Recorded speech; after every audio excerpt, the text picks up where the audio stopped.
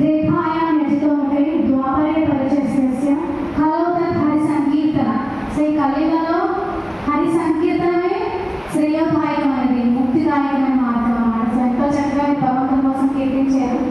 అలాగే ఈ కలియుగానికి సరైన ఔషధాన్ని శాస్త్రాలు, వేదాలు, పురాణాలు అన్నీ కూడా తెలియజేసే మన ఆచార్యులు కూడా తెలియజేశాము. సో ఈ కలియుగానికి సరైన ఔషధం ఏంటంటే హరే కృష్ణ కృష్ణ కృష్ణ హరే హరే, హరే రామ రామ రామ హరే హరే. ఇది షోడశనామం కలికల్మషనాశనం నాగరో పరతరో సర్వవేదేషు దృశ్యతే.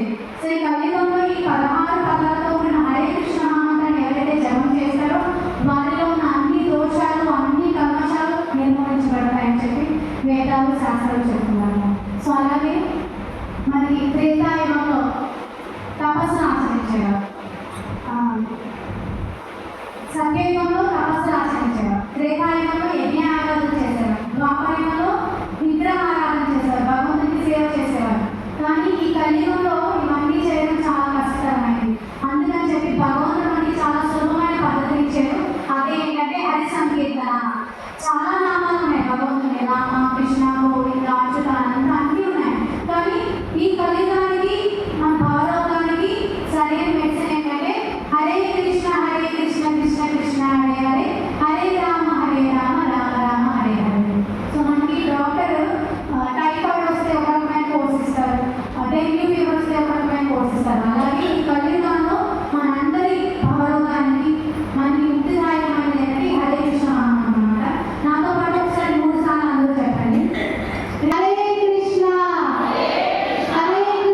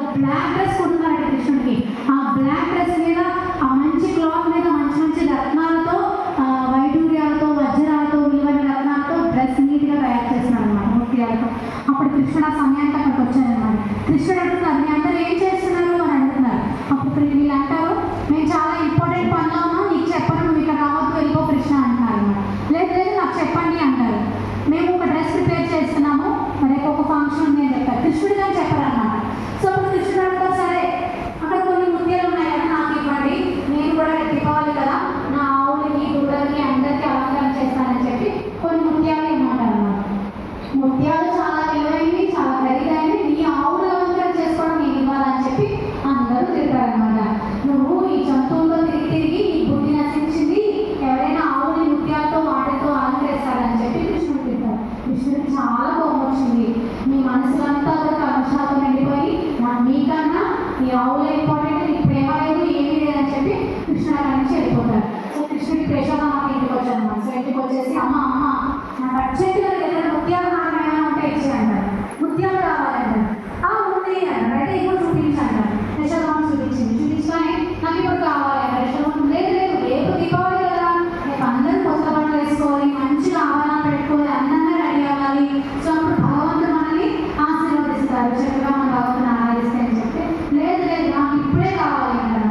యశోదమ్మ ఏమనంటారు, ఎందుకంటే అప్పుడు కృష్ణుడు నీ నాకన్నా ముత్యాలు ఇంపార్టెంట్ అయిపోయింది కదా అని చెప్పి కృష్ణుడు ఏడుస్తాడన్నమాట.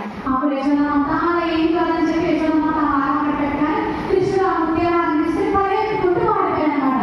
యశోదమ్మ చెప్పి కృష్ణ ఆగు కృష్ణ ఆగు కృష్ణ అన్నమాట. అయినా సరే కృష్ణుడు ఆగలేదన్నమాట. సో ఆ ముత్యాలు కంటే ఆ ముత్యాలన్నీ పీకేశాడన్నమాట. పీకేసి కృష్ణుడు ఏం చేస్తాడంటే ముత్యాలని వ్యవసాయం చేద్దాం అనుకుంటున్నాడు. ముత్యాలు ఏమైనా పండిస్తారా? సో ముత్యాలు ఎక్కడ దొరుకుతాయి? సముద్రంలో దొరుకుతాయి. కానీ కృష్ణుడు ఏమన్నాడు, ముత్యాలను పండిస్తాను, ఆ పండించి నేను నా ఆవులన్నిటికీ యశోదమ్మ దుర్గంలో 9 లక్షల ఆవులు ఉన్నాయి. సో ఆ 9 లక్షల ఆవుని నేను నీట్గా అలంకరించాలి, చాలా అందంగా అలంకరించాలని చెప్పి అప్పుడు కృష్ణుడు పండిస్తాను. యశోదమ్మ నందమారుతుంటే నవ్వుకుంటున్నారు. కృష్ణుడు చిన్న పిల్లవాడికి ఏమర్థం అవుతుంది, ముత్యాలను పండించరు, అవేమి వ్యవసాయం చేస్తే నీకేం రాదు అని చెప్పి కృష్ణుడు లేదు అంటారు. కృష్ణుడు దేవాడి దేవుడు కదా, అతనికి సాధ్యం కానీ పని లేదు కదా. సో కృష్ణుడు నా స్నేహితులందరినీ తీసుకెళ్ళారు. మంచిగా ఒక ప్లేస్ అంతా సెట్ చేస్తున్నారు. అక్కడ పొలం దుమ్మి ఎలా అయితే వరి పండించడానికి పొలం దుమ్మి నీళ్లు పెట్టి విత్తనాలు వేస్తారు, సో అలాగా కృష్ణుడు కూడా ఆ ముత్యాలన్నీ ఆ భూమిలో విత్తనాలు వేశారు అన్నమాట. సో ఇప్పుడు కృష్ణుడు అంటున్నారు, సో మరి విత్తనాలు వేసిన తర్వాత వాటరింగ్ చేయాలి కదా. అయితే కృష్ణుడు చెప్తున్నారు, మీరు ఇంటికి వెళ్ళి పాలు పెరుగు వెన్న ఇవన్నీ తీసుకురండి మంచిగా. సో వీటితో మనం వాటరింగ్ చేస్తాం, అప్పుడు చెట్లు చాలా తొందరగా వచ్చేస్తే 3-4 months మనకి ముత్యాలు వచ్చేస్తాయి అని చెప్తున్నారు అన్నమాట.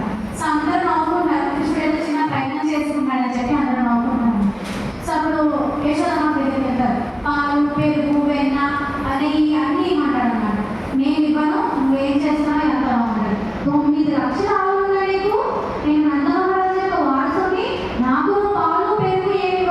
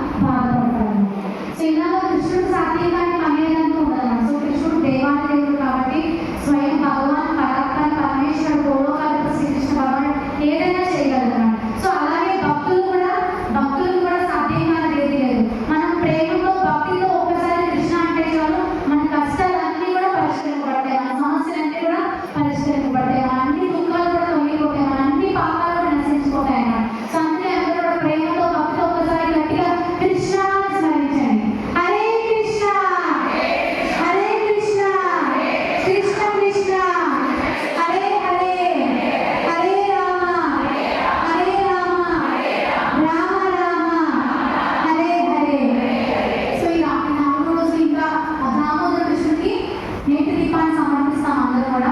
మీరు కూడా మీ గృహాల్లో వీలుంటే చక్కగా చేసుకోండి. మేము నవంబర్